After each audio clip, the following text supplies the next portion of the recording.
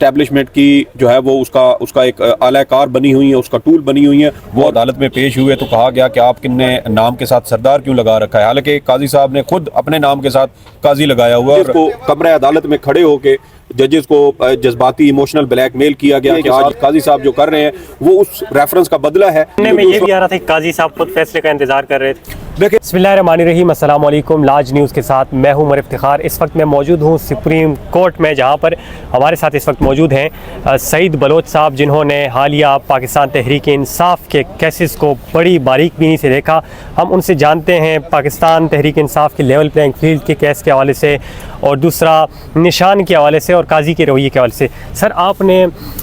Court room में बड़ी बारीकबीनी से देखा तमाम केसेस को। सबसे पहले निशान के हवाले से बताएं और काजी साहब के रवैये के हवाले से बताएं, कैसे उनका रवैया जो है वो कैसे था, क्योंकि सोशल मीडिया पर आजकल ये चल रहा है कि काजी साहब ने बड़ी नाइंसाफ़ी की है। बहुत शुक्रिया। देखें, काजी साहब का रवैया, अगर हम गुज़श्ता 2 से 3 माह में होने वाले जो अहम केसेस हैं सुप्रीम कोर्ट के अंदर, अगर उनका जायज़ा लें तो हमें वाज़े फ़र्क नज़र आता है। मिसाल के तौर पे अभी पिछले दिनों सुप्रीम कोर्ट में जुल्फ़कार अली भुट्टो सज़ाए मौत से मुतल्लिक़ केस की समाअत हुई। उस केस की समाअत के दौरान चीफ जस्टिस का पीपल्स पार्टी और जो दीगर अदालती मुआविनीन थे उनके साथ रवैया इंतहाई क्या कहते हैं उसको कि नरम था, और बड़ा जैसे वो शफ़क़त से भरा हुआ और भरपूर तरीके से वकला को मौका देना वो अपना मौक़िफ़ पेश करें। लेकिन दूसरी जानिब उसी दौरान सुप्रीम कोर्ट में लेवल प्लेइंग फील्ड वाला केस चल रहा था। उस केस की समाअत के दौरान चीफ जस्टिस काजी फ़ायज़ ईसा साहब का रवैया पीटीआई वकला के साथ बिल्कुल मुख्तलिफ होता। आप देखें कि काजी साहब की अदालत में शुएब शाहीन के साथ नारवा सलूक हुआ। वो सीनियर वकील हैं, इस्लामाबाद हाई कोर्ट बार के साबिक सदर भी हैं, लेकिन उनको काजी साहब ने अपनी अदालत में उनकी तज़हीक की, तौहीन की। उसके बाद आप देखें कि लतीफ़ खोसा साहब सीनियर वकील हैं, शायद काजी साहब से भी बहुत ज़्यादा उनका तजर्बा है वकालत के शोबे के अंदर, लेकिन उनके साथ तज़हीक आमेज़ सलूक किया गया। वो अदालत में पेश हुए तो कहा गया कि आप किन्ने नाम के साथ सरदार क्यों लगा रखा है, हालांकि काजी साहब ने खुद अपने नाम के साथ काजी लगाया हुआ। और आप देखें कि काजी का जो निज़ाम था, सिस्टम था, वो तो आज से शायद कोई 200-250 साल पहले ही ख़त्म हो चुका है। वो अपने नाम के साथ आज भी काजी लगाना एजाज़ समझते हैं, और वो तनकीद कर रहे थे लतीफ़ खोसा साहब पर कि आपका जो सरदारी निज़ाम है ये 1976 में ख़त्म हो चुका है, तो अब आप अपने नाम के साथ सरदार मत लगाएं। दूसरा, सुप्रीम कोर्ट में इस वक्त जो सीनियर तरीन जज हैं चीफ जस्टिस काजी फ़ायज़ ईसा के बाद, वो भी अपने नाम के साथ सरदार लिखवाते हैं, जस्टिस सरदार तारिक मसूद। तो काजी साहब ने कभी उनको तो नहीं कहा कि आप अपने नाम से हटा दें। तो ये फिर उसके बाद आप देखें कि जब बल्ले के इंतखाबी निशान वाला केस चल रहा था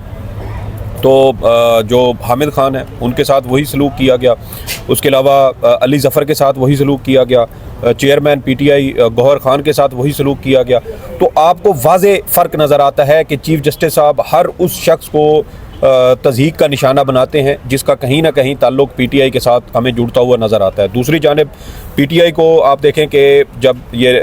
लेवल प्लेइंग फील्ड ना मिलने के हवाले से शवाहिद और एक वीडियो उन्होंने यूएसबी और सीडी की सूरत में सुप्रीम कोर्ट में जमा करवाई थी, जब वो वीडियो चलाने का कहा गया कि इस वीडियो के अंदर शवाहिद मौजूद है, हम ये अदालत में चलाना चाहते हैं, उनको वो वीडियो चलाने की इजाज़त नहीं दी गई और कहा गया कि हम कोई वीडियो यहाँ नहीं चलाने देंगे, यहाँ ये आइनी अदालत है और यहाँ सिर्फ शवाहिद या दस्तावेज़ात की बुनियाद पर केस चलेगा। और दूसरी जानिब जब जुल्फ़कार भुट्टो केस की समाअत हो रही थी तो साबिक चीफ जस्टिस नसीम हसन शाह की इंटरव्यू की वीडियो सुप्रीम कोर्ट के कमरा अदालत नंबर 1 में चलाई गई और काजी साहब ने ख़ुद भी वो वीडियो देखी। तो ये एक वाज़े दोहरा मयार, दोगला रवैया दो मुख्तलिफ फ़रीक़ैन के साथ चीफ जस्टिस काजी फ़ायज़ ईसा का हमें नज़र आता है। और वो बल्ले का इंतखाबी निशान वाला केस हो या वो लेवल प्लेइंग फील्ड वाला केस हो, अब आप देखें कि बल्ले के इंतखाबी निशान से मुतल्लिक जब केस चल रहा था तो उसी केस के समाअत के दौरान चीफ जस्टिस ने ये स्टेटमेंट दी, बल्कि जो आर्डर आया था शायद उस आर्डर का भी ये हिस्सा है कि जो लेवल प्लेइंग फील्ड ना मिलने की बात है, पाकिस्तान तहरीक इंसाफ का जो मौक़िफ़ है ये हमें दुरुस्त मालूम नहीं होता। तो जब आप एक केस में एक दूसरे केस से मुतल्लिक अपनी राय का इजहार कर चुके हों तो फिर मेरे ख्याल में पीटीआई ने यही मुनासिब समझा कि अब इस केस को भी आगे परसू करने का कोई फ़ायदा नहीं है, क्योंकि लेवल प्लेइंग फील्ड में जो शवाहिद अदालत में पेश करने की कोशिश की जाती थी वो पेश नहीं करने दिए जाते थे। पहले रोज़ जब केस की समाअत हुई थी तो उस वक्त जो PTI के वकील थे सरदार लतीफ़ खोसा, उन्होंने जो अपनी कुछ 40 सफ़ात पर मुश्तमिल एक रिपोर्ट जमा कराई थी, जिसके अंदर वो तमाम तर तफसीलात शामिल थी कि कब कहाँ किस उम्मीदवार के साथ पुलिस या दीगर रियासती इदारों ने नारवा सलूक किया या उनको गिरफ़्तार करने की उनको कोशिश की, वो जो दस्तावेज़ थी वो भी नहीं पढ़ने दी गई। बड़ी मुश्किल से उन्होंने एक सफ़ा पढ़ा था और उसमें भी जो शवाहिद उन्होंने दिखाने की कोशिश की उनको भी नज़रअंदाज कर दिया गया। तो एक वाज़े हमें एक तफरीक नज़र आती है कि जो शख्स PTI से ताल्लुक़ रखता है, इमरान खान के साथ जिसका कोई ताल्लुक़ वास्ता है, या उसकी केस की जानिब से, उसकी सियासी जमात की जानिब से, उसके नुमाइंदों वकला या उनके सियासी रहनुमाओं की जानिब से अदालत में चीफ़ जस्टिस काजी फ़ाइज़ ईसा के सामने पेश होगा, उसके साथ उनका रवैया बिल्कुल तस्हीक आमेज़ है और हमें बिल्कुल एक डिफरेंट चीफ जस्टिस नजर आते हैं। क्या वजह है कि पाकिस्तान तहरीक इंसाफ के साथ ही काजी साहब की इतनी लड़ाई? देखिए, पहली बात तो यह है कि काजी साहब हो या उनके जो दीगर चाहने वाले हों, वो तो ये बात तस्लीम ही नहीं करते कि PTI के साथ किसी किस्म का कोई इम्तियाजी सलूक हो रहा है। लेकिन जो ग्राउंड रियलिटी है वो इससे हमें बिल्कुल मुख्तलिफ नज़र आती है और इसको बुनियाद बनाया जाता है कि PTI के दौर में मौजूदा चीफ जस्टिस काजी फ़ाइज़ ईसा जो उस वक्त सुप्रीम कोर्ट के जज थे, उनके खिलाफ एक सदारती रेफरेंस भिजवाया गया था जब फैज़ाबाद धरना केस का फैसला आया था, और उस जो सदारती रेफरेंस था उसको बुनियाद बना के कहा जाता है कि उस वक्त PTI ने गलत किया, तो इसी वजह से आज काजी साहब जो है वो उनके साथ सलूक कर रहे हैं। तो अगर ये वाली बात भी उनकी दुरुस्त तस्लीम कर ली जाए तो ये बात भी चीफ जस्टिस के अपने हल्फ की खिलाफ वर्जी है, क्योंकि हल्फ में ये लिखा हुआ है कि कोई भी जज अपने फ़राइज़ की अंजाम दही के दौरान ना तो उसकी कोई ज़ाती रग़बत उसको अपने फ़राइज़ अदा करने से रोकेगी और ना ही किसी के साथ कोई ज़ाती अनाद रंजिश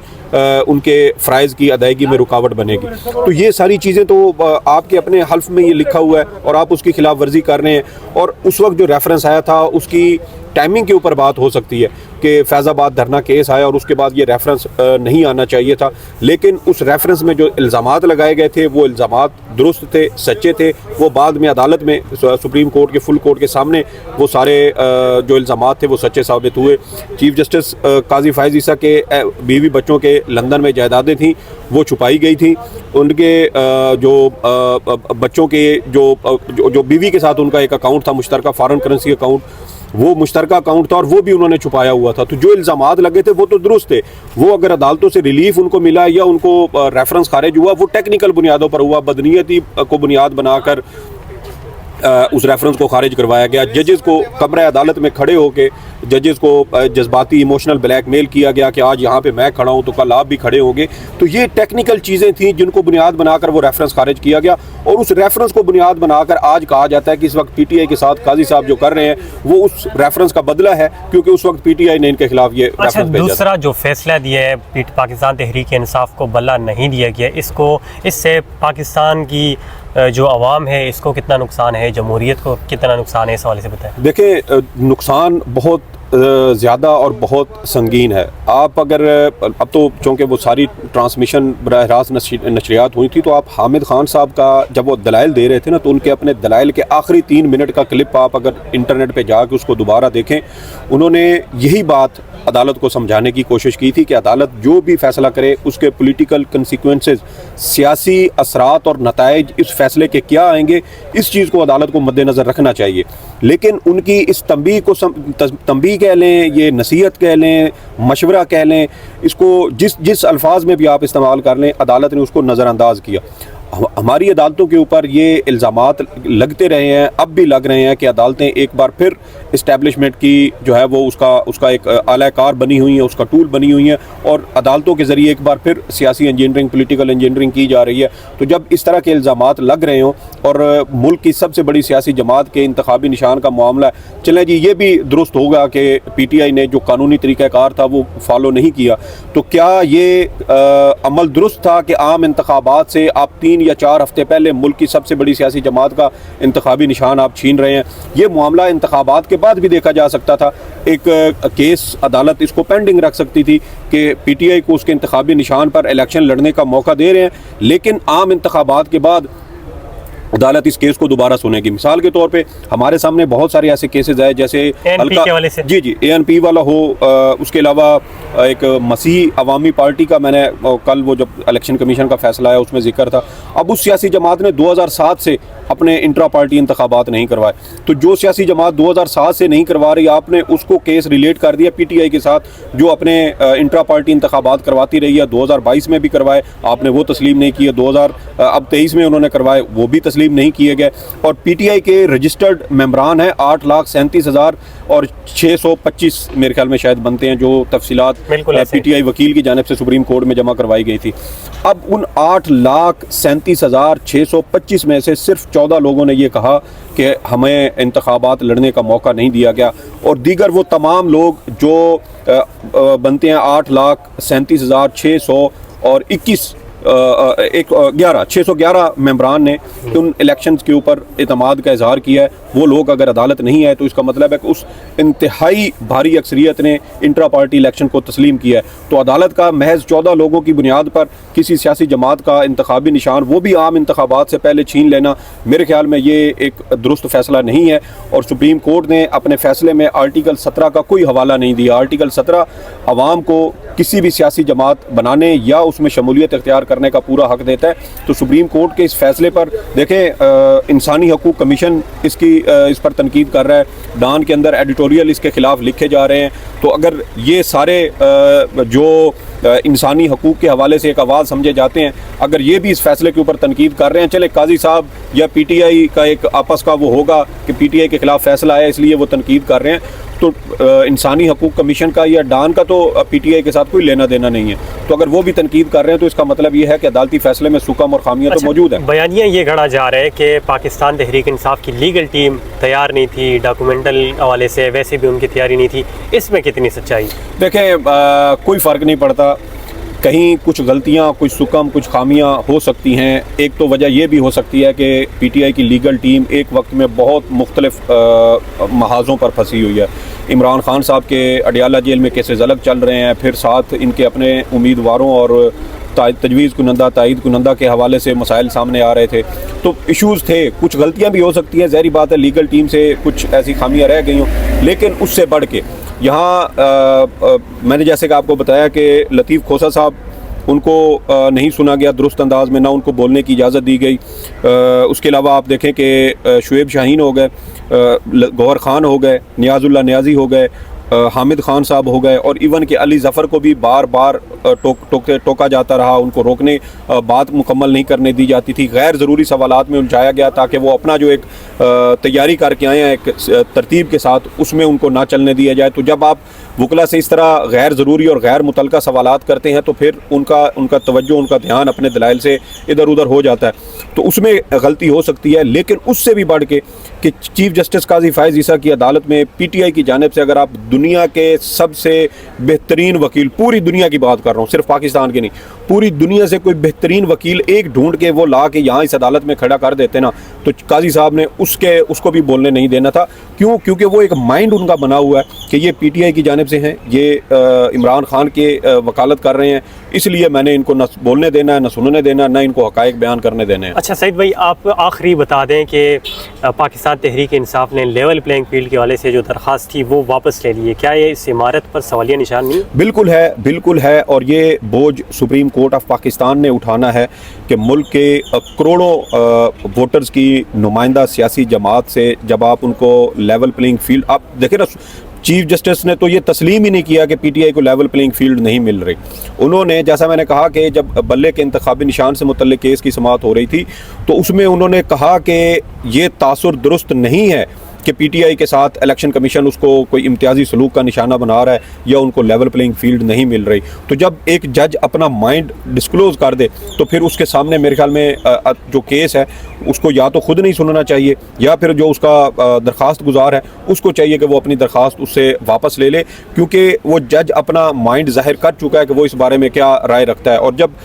बल्ले के इंतखाबी निशान से मुतल्लिक केस चल रहा था तो उससे पहले ही काजी साहब ये माइंड बना चुके थे कि मैंने बल्ले का इंतखाबी भी निशान नहीं देना। उसकी वजह यह है कि केस की समाअत के दौरान वो ये बार बार कहते थे कि हमने फ़ैसला भी लिखना है, हमने फ़ैसला भी लिखना है। इसका मतलब ये है कि वो एक माइंड बना चुके थे, भाई आपने फ़ैसला लिखना है तो वो फ़ैसला किस हिसाब से आपने लिखना है, आप अपना माइंड पहले बना चुके थे। इससे पहले भी हमने प्रैक्टिस एंड प्रोसीजर कानून केस में देखा, उनके यही बात थी। इसका मतलब है कि वो माइंड क्लियर कर चुके थे कि हमने ये फैसला देना है और ये फैसला लिखने में हमें टाइम लग सकता है, इसलिए दलाइल सुनने में ये भी आ रहा था कि काजी साहब खुद फैसले का इंतजार कर रहे थे। देखें, ये इल्ज़ामात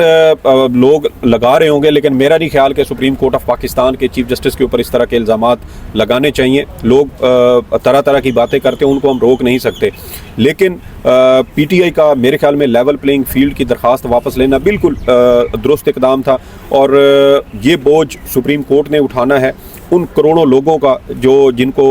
वोट के हक़ से महरूम किया गया, कि वो अपनी पसंदीदा सियासी जमात को वोट का हक़, वोट उसको देना चाहते थे, वोट अपना हक़ राय दही इस्तेमाल करना चाहते थे, और आईन पाकिस्तान ने इसको बुनियादी हक़ करार दिया है। तो जब सुप्रीम कोर्ट ही एक बुनियादी हक़ की खुद खिलाफ वर्जी कर रही है और दावा ये करती है कि हम आइन के मुहाफ़िज़ हैं, तो मेरे ख्याल में फिर ये उनके कौल व फ़ेल में एक वाज़े तज़ाद है, और इसी तज़ाद को शायद देखते हुए पीटीआई ने अपनी ये दरख्वास्त वापस लेने का फ़ैसला किया। और ये अच्छा फ़ैसला है कि सियासी जमात हैं और उन्होंने ये फ़ैसला किया है कि हम अवाम की अदालत में जाएंगे, और आम इंतखाबात में अगर अवाम पीटीआई के उम्मीदवारों को आज़ाद हैसियत में भी वोट देती है, तो मेरे ख्याल में फिर सुप्रीम कोर्ट के इस फैसले की कोई हैसियत नहीं होगी। बहुत शुक्रिया सईद भाई जी। सईद बलोच भाई हमारे साथ मौजूद थे, जो कि सुप्रीम कोर्ट को कवर करते हैं, और उन्होंने पाकिस्तान तहरीक इंसाफ के हालिया केसेस के हवाले से हमें बताया और अपना तज्ज़िया दिया। देखते रहिए लाज न्यूज़। अस्सलाम।